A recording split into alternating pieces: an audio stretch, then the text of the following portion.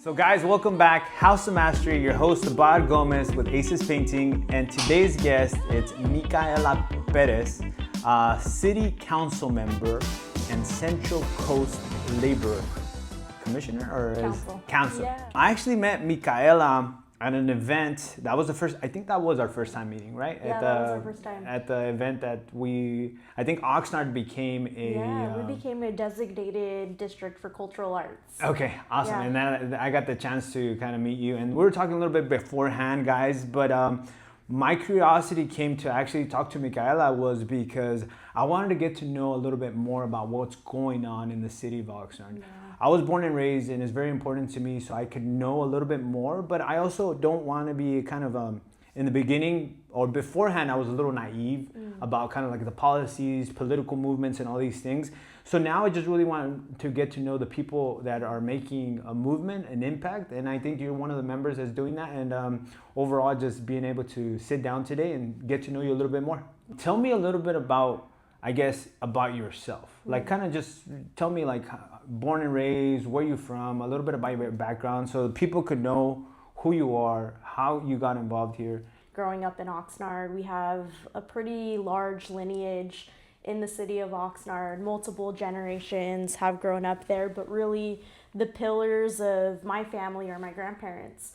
That is my why to the work that I do when it comes to community service, being a public servant, to community members. And I actually think, you talked a little bit about being naive, and I would like to say that I think to kind of answer that a bit, I think from all of our community members, at least as from a city council perspective and as a representative in the city, I think it's important for me, and that was one thing that I knew early on, that I wanted to help people understand how does local government operate and what are some of the things that can help make people more aware about what is actually done within the city and what we have responsibility over as a city.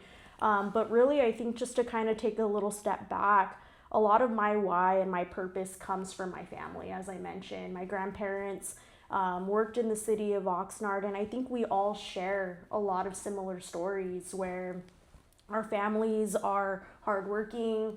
Many of us come from Spanish-speaking family members that have migrated to Oxnard for work. My grandparents came to Oxnard many years ago, at least my grandmother, to work in the strawberry fields as well, and my grandfather as well, and later on had a union job, and that has really transformed the trajectory of my family and the generations in my family that have come after. And so I think naturally, as a person who witnessed what it meant to work hard, what it meant to make sacrifices and to be dedicated so that the next generation could have it a little bit better, I think is something that was instilled in me very young. And I also was really lucky because I had a tia. My family it takes a village, they say, to raise families, and it was very true in my family. Everybody was really involved in taking care of my siblings and I, or my cousins. We were always in the same space growing up together while our parents were working or, pursuing their educational endeavors. And so one of my tias that I spent a lot of time with instilled in me the importance of making an impact in our community and making change. Yeah. And so how do we define making change? I think it's defined differently for everybody. Yeah.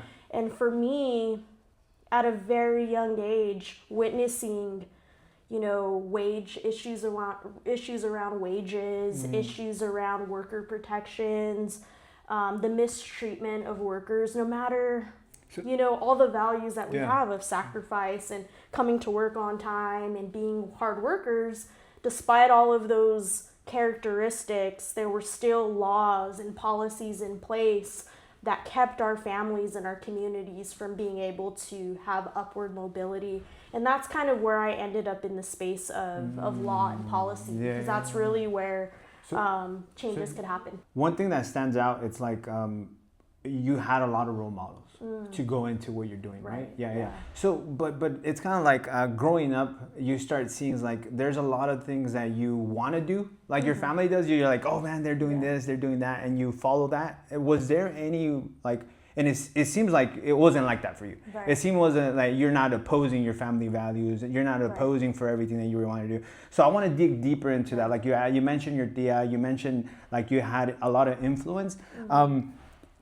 I guess what was it that you saw that made you continue to do what you're doing right now? Like the struggle. So even though I had a lot of family support, right? Like my tias were involved, my grandmother, my grandparents, my grandfather was also very involved in the caretaking of my siblings and I. Although we had that strong support, economically there were challenges. So I was raised by a single parent mother. She worked her job late nights, worked graveyard shifts where she was gone all night. And she'd come home early in the morning just to drop us off at school, and then she'd be sleeping throughout the day until her next shift in the evening. And witnessing the sacrifice, the struggle, and trying to also make ends meet every month. Even though we were out in community, feeding the homeless or going to any kind of, food distribution or anything like that, although we were there handing out food, I also experienced a lot of the impacts of growing up in a low-income family, in a low-income household, with my mom having to take on so much just to provide for my older sister and I. And those struggles is something that lives with me even now on the council. I'm often having to make decisions with, about community members that I may get to meet in person or maybe have not yet had the opportunity to meet. Let me ask you something that I think, how do you handle conversations like in the council member or the people that you have that you have to have, I guess, difficult conversations? How do you handle difficult conversations? There we go. That's the question that I wanted to ask. How do you handle difficult conversations for people that didn't go through that struggle? Because I remember myself, I used to go to the Boys and Girls Club, get free lunch, during summer school. I remember going and getting in line because I wanted to get a gift, for Christmas, you get gifts, free gifts. I thought it was amazing. I thought it was great, but my parents were looking for these opportunities. Nowadays, you start looking at it and you're like, oh, shoot, it's totally different for other people. Right. So how do you handle conversations with people that are probably opposed from those things, people that want to remove those things from like the community? I mean, even though I came from that background, my values of hard work, commitment, dedication come from my family. I mean, even though we may have had to, take advantage of those opportunities, whether it's, and I know some individuals are very much so opposed utilizing government services, for example. Why do you think so? I think that could be a lot of stigma. There's a lot of stigma by saying, hey, I need help. And I think even, not to generalize, but even as Latinos and Latinas in our culture, it's hard to ask for help or to say, hey, you know what, I'm struggling a little bit, and let me see what resources are out there to kind of help me. Although maybe for us as children, having to go through some of those struggles felt like a very long time. But if you think about it, if you have access to healthcare, if you have access to a livable wage, if you have access to housing, safe housing, where it's not, exposed to a lot of maybe the things that we've had to experience, whether it's gun violence, whether it's gang, affiliation, because of where we live socioeconomically, I think being okay to ask for help and say, hey, you know what, I temporarily need to maybe utilize, CalFresh to be able to get my food every month. To be able to have health care so that maybe I don't have to skip out on a much needed healthcare procedure because I don't have enough money to afford it. Yeah. You know, and we're seeing a lot of that being clawed back right now. We're seeing a lot of our health care expenses and opportunities for affordable housing for folks being clawed back because there's a lot of perception out there that people are just taking a handout. And I always try to look at it from a perspective of you're going to have some outliers of people that, you know, are going to utilize the services the way that they think are necessary in their lives. And I think it's a bit tough because I tend to not blame individuals for the circumstances that they're in. We look at health outcomes, and a lot of times based off of where someone lives, whether it's educational opportunities, leadership opportunities, workforce opportunities, exposure, like you said, right? Like having a mentor, having somebody to support you and expose you to different opportunities. There may be kids out there right now who are brilliant at, you know, business, brilliant in math, brilliant in science, variety of different sectors, but don't get the opportunity because finances and coming from a low income family becomes difficult, where sometimes people will have to choose going to work because they need to help their families be able to, you know, stay afloat. Michaela, where did you get this passion for it? It looks like, you know, as soon as I start asking you this question, you start unfolding a lot of things and connecting it together. Like, where did you find this passion? I know one is there's influence, but like the passion for it, of like following through and getting so informed, and like, you know, when you talk about like the next generation, why are you so passionate about it? Poverty it really strikes our community, and it can strike anybody. It doesn't matter where you come from. Yeah. And I'm so passionate about it because growing up in Oxnard, I've witnessed people that I grew up with that have died at a very young age because of the circumstances that they've ended up in. I've witnessed people who have gone to do amazing things, and we all grew up in the same area. We all grew up in the same community, and I think environment plays a big role in what type of opportunities people will have. And that's something that I think I take very seriously, being in the city of Oxnard, and especially as a council member, is recognizing that a lot of us hold some of these experiences, whether we talk about it or not. We see amazing people that have come out of Oxnard, business owners, you know, small businesses, artists. Like our art community is so amazing. But then when you listen to somebody's story on their why, it makes sense. Like Oxnard is a hub, is the root to a lot of opportunity. It's a place that you can go, you know, to a different part of the world, and they know about our art community in Oxnard. They know about artists. So that's kind of why I'm so passionate, because I see that a lot of us come from similar backgrounds. We've endured a lot of similar things, and even this current generation is in some ways in South Oxnard experiencing some of the things that I could recall experiencing. And so how do we kind of chip away each decade and each generation to make it a bit better, so that people don't have to struggle? So that you don't have, not to say that you don't need to work hard for what you have, but so that you're not having medical issues from all the stress and all the, you know, reactions that our body naturally will feel. I mean, when we go through a lot of stress over time, you know, we see cardiac arrest, we see high blood pressure, we see a lot of different health outcomes. And as a result, to us having to put in a lot of strain on our physical body, on our mental health, and all the burnout, all these different things that we now have words for in this generation that maybe our parents and our family members never really talked about. But what if you were to talk to somebody like from your parents' generation, and they would probably look at like maybe when you talk to them about this, is like it's an excuse or it's a victim, right? Like why you're being a victim for? Like we went through all this stuff, and I want to I don't want to go deeper into that, but what I'm really curious to know, it's like why come back? You know, you told me earlier you went to Oakland, you went to school. Why come back? Like, you know, you saw this. Like, why not just go somewhere else and just forget about this? Like, why come back here? Yeah, and I think those are great questions. I think sometimes our parents don't talk to us about things that they have maybe experienced in their lives. You know, they don't share or maybe haven't processed themselves what they have navigated. And I get it, you know.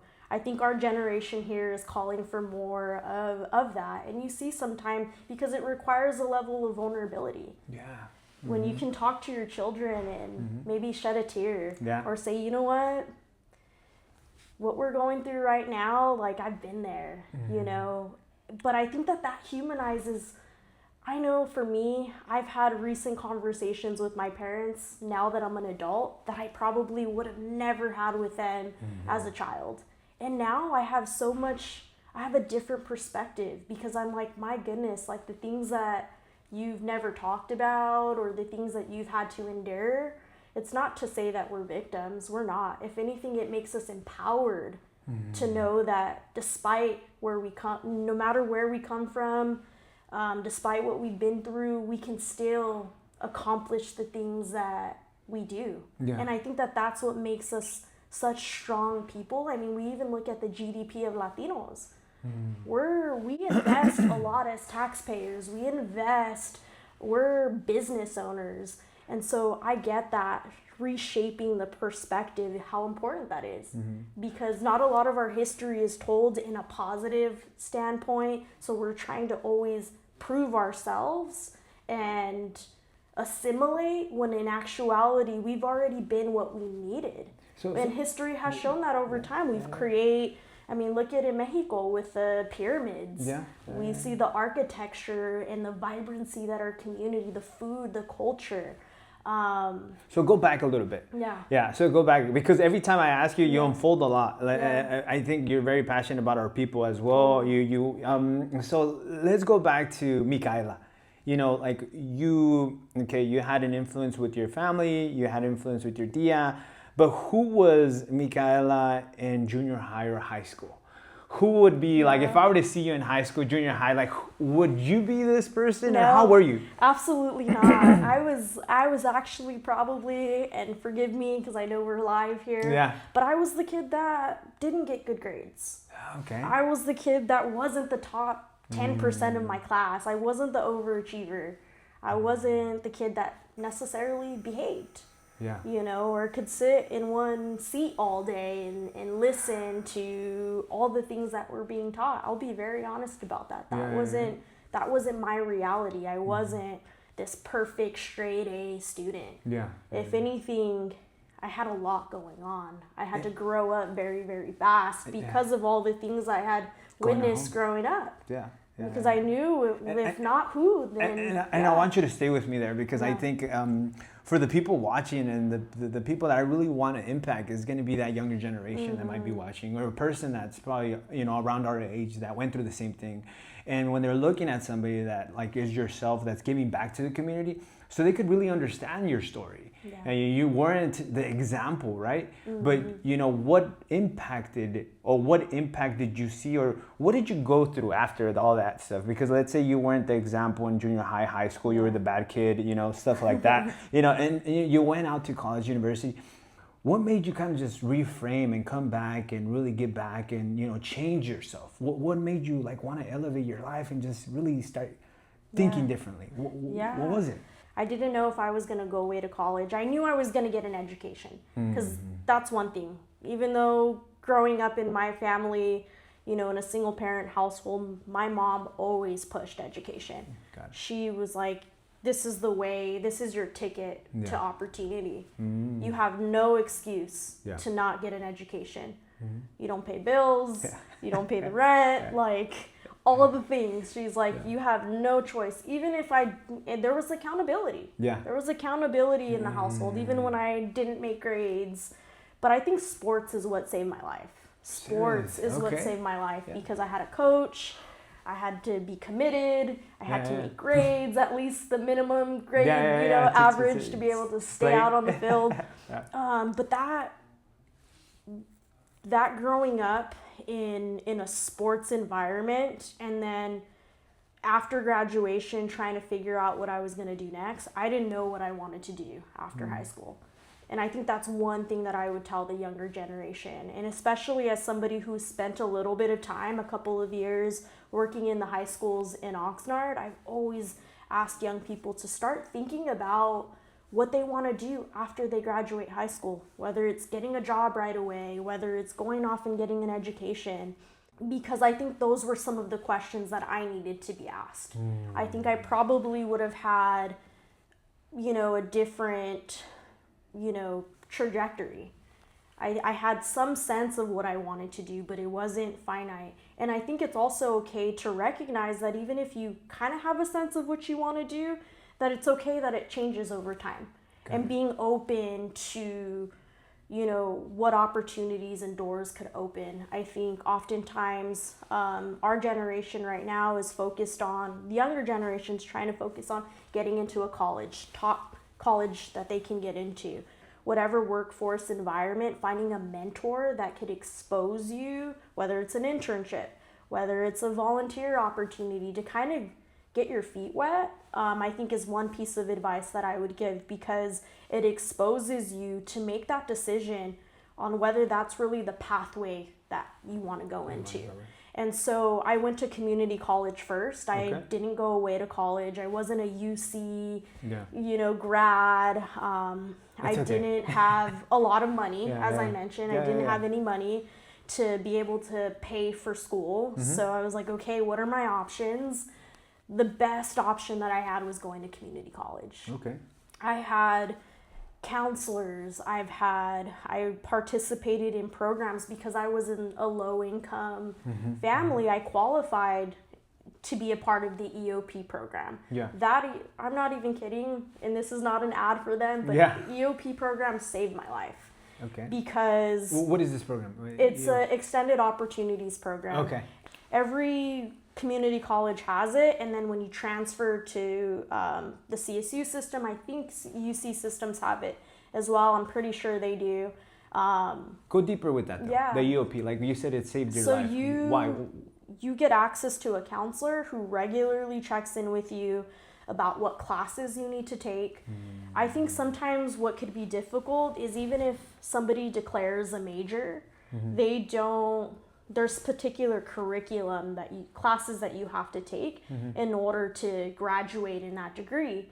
And if Michaela is just deciding to take whatever classes out of the thousands of classes that community colleges offer, and I was just checking whatever classes off that I thought I wanted to take, come to find out, none of those classes are going to be transferable for me to actually, get into the program or the university that I wanted to go into. And because money was a big issue of mine, I couldn't just take classes because I couldn't afford every class to just try things out. I needed to have a curriculum where it was English, math, that was transferable. And they also helped pay for my books. They helped cover the cost of things that I probably, would have had a difficult time covering. I worked as well during all of my education, full-time and part-time. And so these resources are so important, because for those that don't have to work or can just focus on their studies and maybe do volunteer and internships, that's the ideal way to go, so that you can focus and you can figure out, like, this is for me, or no, this isn't for me. But I would say not to get held back by recognizing and realizing that maybe, hey, this isn't for me. Because sometimes I think even as individuals, our parents want us to maybe become a lawyer or become a doctor or to become, some of the things that they would want for us to have a better life. Having that own self-exploration of figuring out who you are, what you want to do with your life, and what your purpose is, I think is really important. And I think that's kind of like a lifelong journey. Of course. We're all evolving. We're all figuring out what we like. And I think... So that was during community college? And then you finish there, you go to... I transferred to San Francisco State. Okay. So I had a counselor, as I mentioned, my counselor was counselors really impacted your life. My It sounds like counselor was counselors. like, and he was the one who planted the seed, and rest in peace. So tell me a little bit, like what is it about the counselors that really impacted you? Well, I think what it type of wasn't conversations just, it or wasn't, like the I think it was the accountability? type of counselor that I had. Because Why is that? I think I've heard, working with students, some counselors are very supportive and encouraging. And then I've heard stories where, some counselors have really How was it for you? crushed people's dreams and whatnot. But my counselor, Tim Sewell and Robert Chaparro, they both were amazing. Tim, who's no longer with us anymore, I remember sitting in his office and he told me, Michaela, you're gonna get a master's degree and you're gonna take the GRE test. And mind you, I didn't know what a GRE test was. I grew up in South Oxnard. Like, I didn't have exposure to what a GRE even meant. And he was like, once you transfer here, you're gonna finish your undergrad, you'll have 2 years left. And then he's like, and I can see you in graduate school. And I was just trying to get my bachelor's. I wasn't thinking about higher education in that way. And he was right. He didn't even know the seed that he planted. But years later, during my last 2 years at SF State, I also was blessed with amazing Latina mentors who were the first generation to become biologists, to become microbiologists, things that I had never been exposed to. What, like a microbiology on a cellular level, how your health and how your body operates was so fascinating. And then to also be mentored and instructed by people from my own community. Like, we shared some of the struggle, but the struggle not from a victim mentality, but from a empowerment. We belong here. We're made for this. Despite what narratives the media wants to shape about our community, we're still here, and we're gonna do the work, and we're gonna pave the way for the next generation to become scientists and all the amazing things that they wanted to become. And they took me under their wing when I transferred to SF State, and that has literally shaped the trajectory of my life. So that was school. Yeah. You come back and you start working, or what happens there? Yeah. So these, mind you, just to take a step back, these people aren't my family. Yeah. These are people that I aren't my blood. Yeah. That I saw something that were like, hey, you know what? Like, we're gonna make sure you do something with your life. We're gonna make sure you're set in life, and as long as you continue going to your classes, you continue to work. But yeah, I think it just shows what one person can do in your life. Yeah. I always I'm big on that. Like, one relationship, one decision, one phone call, just one thing could really just transmit a total direction for you. Yeah. So never be scared to ask questions. Never be afraid to show up. Just to learn. Just to say, hey, you know what? A lot of times people want to share how they got to where they are today. They want to share their path. And are willing and open to guide you or connect you. Networking is so important. If somebody can say, hey, I know this person at this organization, let me introduce you to them. Well, so that's how we got a chance to meet. I think that's exactly that's how we got met. There's never any blueprint or any recipe. I think everybody has, figure out what their purpose is and what their why is. But I'd be remiss to say that I wouldn't be here where I am without the help of other people, whether they knew it or not, whether they were family or not. They were always willing. And I'll also be very clear, I am not the most outspoken person, meaning I'm not the one always leading big conversations, but I'm always listening. I'm always listening to what the most dangerous person. Yeah, always listening to what people are. I think, but it actually is a benefit. It's a benefit in my role, especially as a city council member, because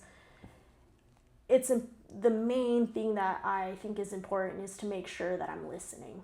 I'm listening to what people are saying to me. So how did it get to there? So Yeah. you finished school. Did you come back? Did you stay there? I did. I You came back. And so what did you start doing? I worked there. So I lived there for several years. Okay. During my undergrad and my graduate program.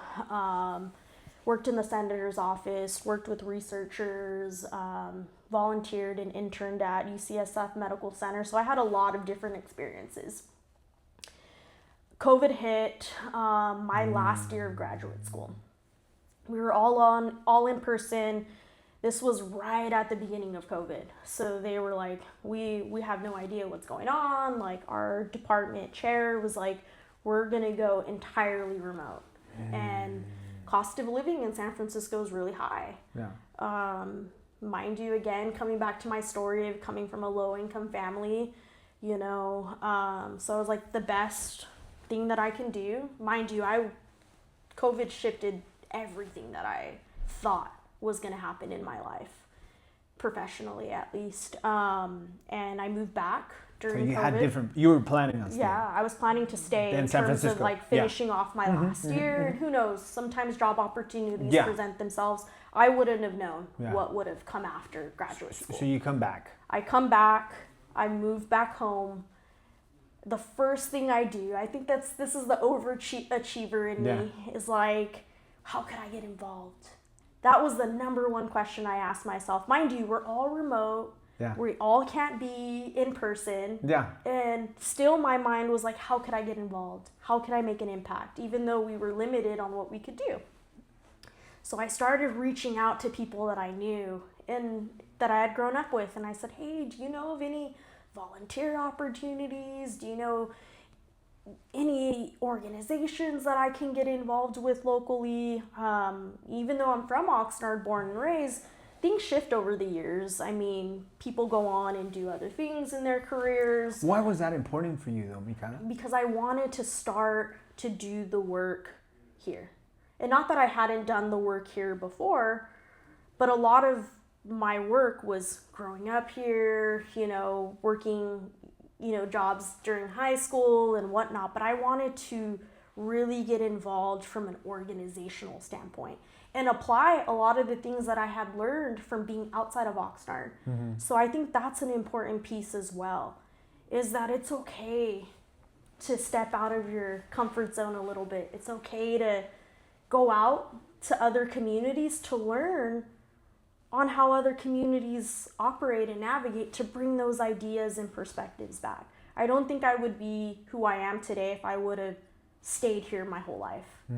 I had to kind of get out. That outside perspective. And it brings me back to what my counselor had told me. He's like, Michaela, I know you love Oxnard, your family's here, you've done a tremendous job, you know, just getting to the next point of transferring. He's like, but go see the world. Like, go experience new things and then come back. Well, you were coachable then, Michaela. Yeah, you were coachable. I think so. You were coachable, yeah, because you did yeah. it. Yeah, that's good. And so, yeah, that was what opened the door into, I started volunteering when I came back and got involved with electoral campaigns. One of the first campaigns that I worked on was regarding protecting water. So there was a measure on the ballot, measures A and B. And because I had grown up in a family where environment impacts your health outcomes, whether it's clean drinking water, whether it's pesticides, whether it's pollution, I knew I wanted to be a part of a campaign that would benefit the health and well-being of a community. And also I got my master's in public health.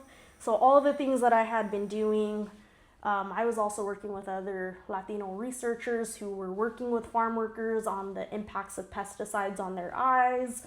And so when I came home, it was a natural Transition. continuation of the work, not just from my own lived experience growing up with family members who were farm workers, but also being able to give back and advocate for policies and legislation that would benefit our communities. And so did that for a while, worked on electoral campaigns.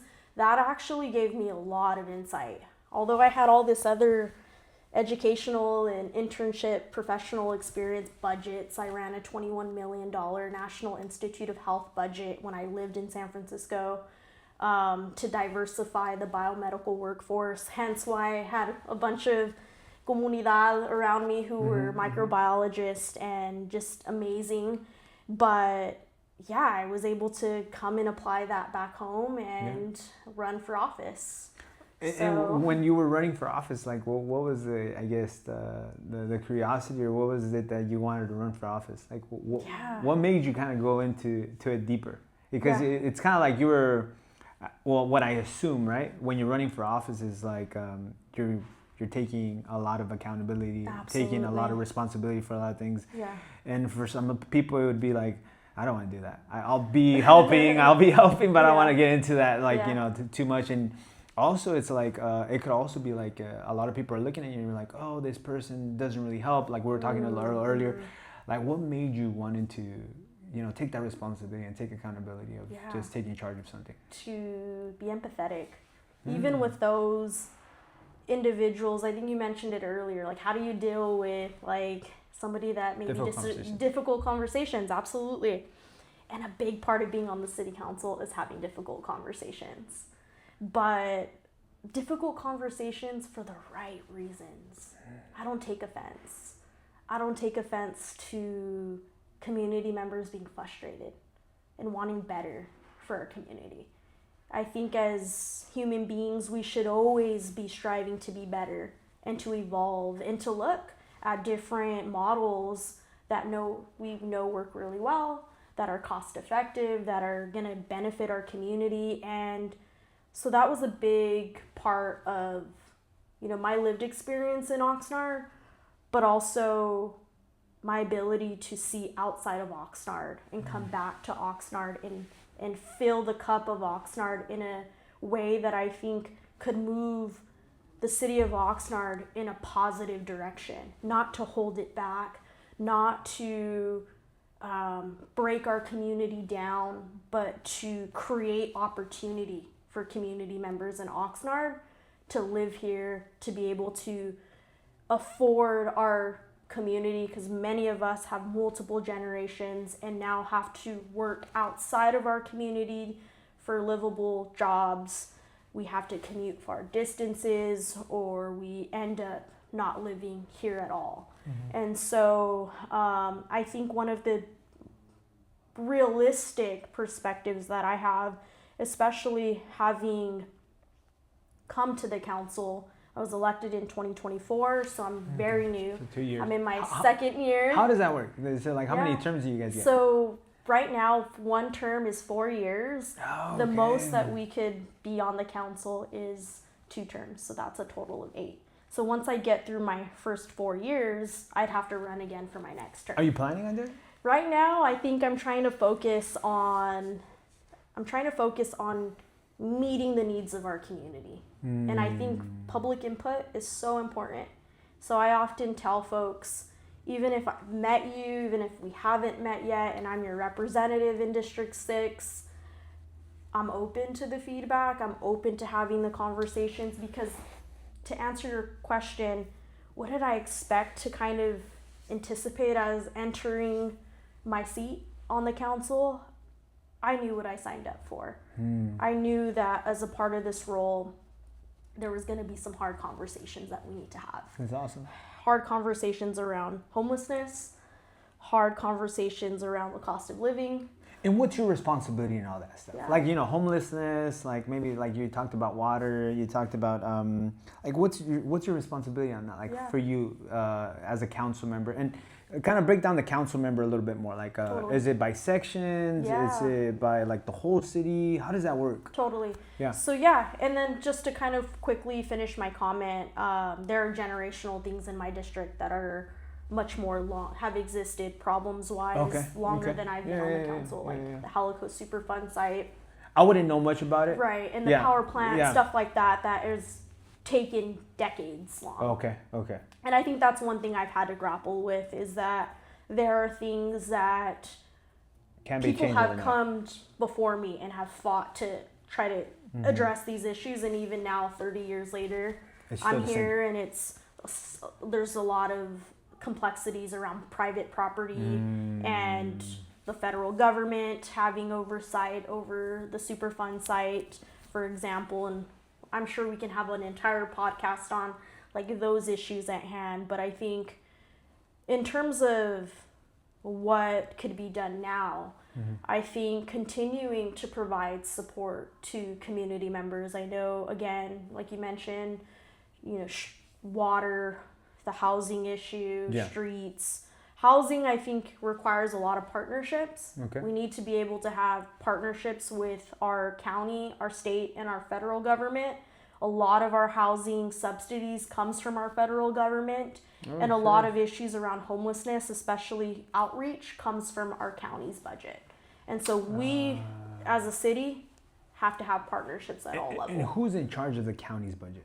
So the county supervisors, board of supervisors. So similar to how we have elected officials like city council members, a mayor, for our local government in the city, there's a board of supervisors who have representatives who make decisions on that dais. And so our supervisor, or at least the supervisor that represents me in the city of Oxnard and the South End, is Supervisor Michaela Lopez. So there are issues that are very cross-sectional where, due to partnerships, we're able to collaborate and help work to resolve some of the, concerns that come from community members that come up that are maybe county-wise and vice versa. If they hear, I've always kind of kept my door open to say, hey, if there's anything you hear about that's related to the city, let's work together on helping to resolve those things. How many council members are there? So there's a total of 6 council members and 1 mayor. Okay. Yeah. So we have an elected mayor, which each city runs a little different. In the city of Oxnard, we're districted, and then our mayor is elected. So our community members get to vote for our mayor and council members. Got it. In other cities, like the city of Port Hueneme, for example, they rotate mayors. So other city council members on the dais can eventually rotate and become a mayor. But not in Oxnard. Okay. In And Oxnard, then the council members, like, what is each one in charge? Is it just a section of the city, or how does that work? So we always like to say that we are representatives for our districts. Yeah. But at the end of the day, you're casting one vote, and that's for the entire city. So even though I represent District 6, when I'm up there on the dais, my vote will impact everybody, whether you're in my district or not. So what's little bit about districts? Like, districts is what is that? Like So districts, sorry, let me turn this off. Districts are a little bit so my district has 8 neighborhoods in the district. Which neighborhoods? So that'll be Blackstock North and South, Redwood, Calgeisler, South Winds, Bryce Canyon North and South, Redwood, like South Oxnard. But I'll get, community members too that can always reach out and say, hey, I live in the South End, and, I can recommend and say, hey, this is your council member, but I'll always help anybody, if they ever reach out to me regarding a concern. Okay. But we'll always, just give a heads up to the other council member that. So like I said, I don't really, you just hear stories, right? So like for each council member, for each area that you have, would you say that there's some harder areas, some like easier areas, and how do you guys kind of like, I guess, how do you guys maintain everybody accountable to make sure that everybody's doing their part? Because in some area, let's say they have a different district and there's no problems. It's probably like a nicer area and stuff like that compared to like a district where you're at. My parents live in right there in Channel Islands, right? Totally. So there's a lot more homelessness. There's more like you said, there's a lower kind of community where like income wise, so you start seeing more like problems with like graffiti or like gang influence, a lot more domestic violence, a lot of things there. Yeah. So I guess what can you guys do to make changes around those things? Do you guys can you guys do something, or do you guys like? Yeah, definitely. I think when it comes to there's programming that could happen. I think starting with the young generation, especially when we're talking about gang violence, is really, really important. And so I'm a big champion of sports. Yeah. I think boxing, whatever sport, soccer, basketball, baseball, football, whatever opportunities young people are interested in, that's my biggest support is wanting to invest in those kinds of opportunities to expose young people, to kind of keep them away from those kinds of activities. But I mean, I agree. I think that having grown up in South Oxnard, there were a lot of challenges that we experienced as community, and that was one of the biggest things that I wanted to help support, knowing that, as you mentioned, things take time, things don't always happen overnight, and I think sometimes that could be a little difficult for my generation coming from a younger perspective, is wanting things to happen overnight and be fast, but sometimes it takes. Now being in the city council, I understand. I'm like, okay, this is why it takes a little bit more time, but I think there's an opportunity when it comes to budget season, which is this time of the year right now, to be able to work with our community members on what they would like to see included in the budget, what resources should be funded, whether it's job pathways, educational opportunities, specifically around, because I know there's a difference between our education system from what we do at local government. They also have trustees who make decisions on behalf of the educational budget. So there's different forms of government that all play a role in how our community operates as a whole. And ultimately, the biggest place the biggest place that folks come to is City Hall. But I think that's also, another conversation that maybe could be had publicly, is the difference of governments and where to go to if you have particular concerns. Okay. Because when it comes to sidewalks, public safety, lighting, and we can always do more. We can always do more to evolve and to be better. But definitely, I would say graffiti abatement, as you mentioned. Yeah. I highly recommend. I know some people aren't very big fans of this, but I use this as a council member anywhere I go. I use the 311 app. If I see mattresses in the alleyway, if I see graffiti on the walls, if I see a light bulb that's out on the street, 311 app. 311, and I'll upload it there. And the nice part is you get a status if once it's received, once it's completed, and sometimes you'll get a follow-up image of what it, like if I take a picture of a sofa in the middle of an alleyway, they'll send a receipt notice that says complete, and then they'll show you a picture of that sofa no longer being there. But sometimes, especially because I'm a council member and want to make sure things are getting done, which our staff has been great. Our environmental resources team has been great to pick up a lot of the dumping, because that's been one of the biggest things that I've been trying to work on in the South End, is cleaning up the dumping that's happening in the alleyways, and in the community at large. And so, that's been one of the biggest tools that I use. Okay. And anybody could use it. Yeah. That's good to know. I didn't know anything of that stuff. The 311 app. Yeah. And I know even for folks that are maybe not as technically savvy, it's still a pretty usable. It's still a usable tool to use, and it helps clean up things right away. And sometimes I've noticed where I've not even just as a community member who's uploaded something, it'll be picked up within an hour. That's awesome. So How do you define a good council member, Michaela? I think a good council member, again, is going to be a good listener. Is not going to take things personally. Okay, that's and willing to be held accountable. That's awesome. I think that's what it means to be a good council member, and willing to take in that feedback and that input to make change, to make improvements, and to know that, hey, you know what, we could always be doing better. And hopefully whoever comes into my seat in the next couple of years, once I'm termed out, they'll be able to, I'll leave it in a place that was better than the way I found it. That's awesome. I hope that person will also have the same kind of vision and agenda. Yeah. We hope so. Yeah. There has to be changes in Oxnard. I really hope. I really want to see changes in Oxnard. Just I guess the last questions as we start wrapping up. One of the curiosities is like, are you looking at the governmental race, and do you have any thoughts? I mean, obviously, all races are important. Yeah. The power of voting is so important, and I get it. Some folks sometimes don't feel like their voices matter, or why should I vote? Like, things don't change. But we're in a really pivotal moment right now, where, as I mentioned, who we elect is going to determine what kind of opportunities we have.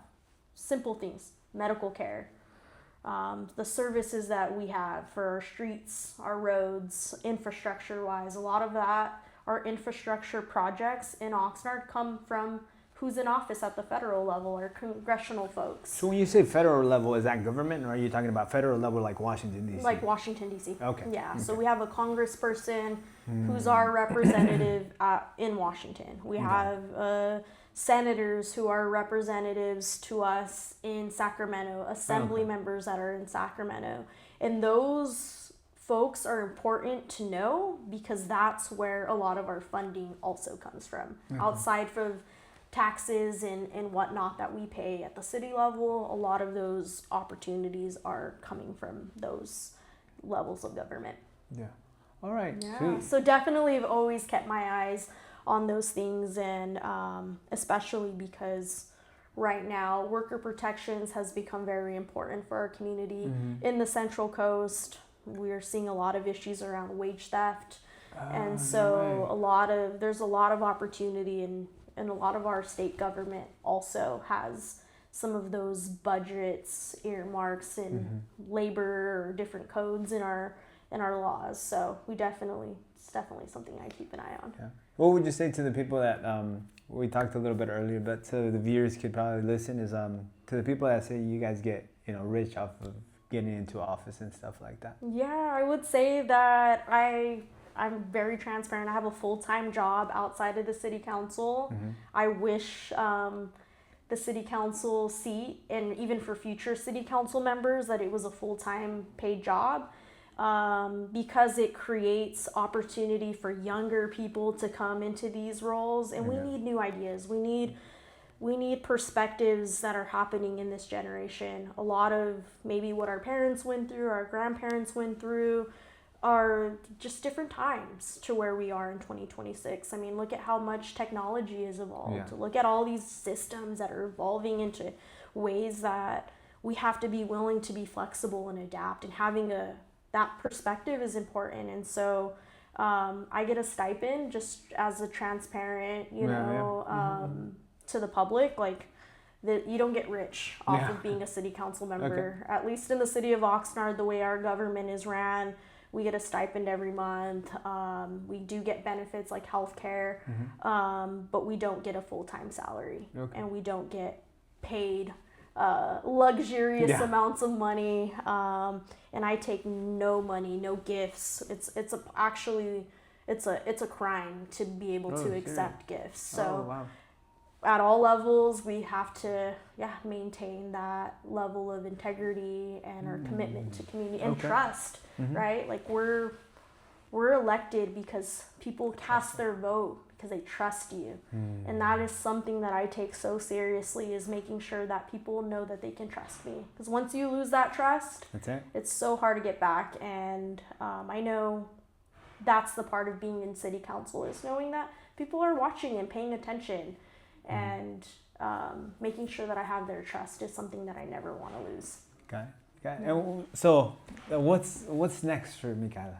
I think because I mentioned there's so many long-term issues, like the power plant, like the Superfund site that has negative health impacts on our communities. There's a big need to support our communities in District 6 and South Winds, Cuesta del Mar. Like my focus is there, being present. And how do you make a bigger change there? Like what's like staying as a council member? Like if you go to mayor, do you make a bigger impact? I think right now continuing as council member. Okay. Yeah, because I see my neighbors, whether it's you know, the young teen that's on the cross country team at Wainimi High School who's running in the neighborhood that I live in, or whether it's me at the grocery store and like running into somebody who lives in my district, or, you know, me being at community events, backpack distributions, you know, Southwind's neighborhood council meetings. Like that's my joy, because that's where the most impact I think I can make will be in the lives of my neighbors, instead of being so far removed from community. Yeah. So. Well, you guys heard it here. You know, any last messages to the viewers, people that are going to be watching you, anything that you want to kind of share, where they could follow you or how they could see your story unfold? Yeah, definitely. Would love to encourage the community to follow me at Michaela for Oxnard on Instagram. Definitely feel free to reach out to me at michaela.perez@oxnard.org for any questions, curiosities, feedback, and know that my door is always open. I think that's what I want to leave the conversation with, is letting community members know that if there are particular questions, concerns that they have, my door is always open, and I'm open to being that listener. Awesome. Well, thank you so much for your time, Michaela. Thank you. It was great to get to know you a lot more, and I'm hoping to see how everything gets impacted here in the community with you. Thank you so much. Thank you. Of course. Thank you.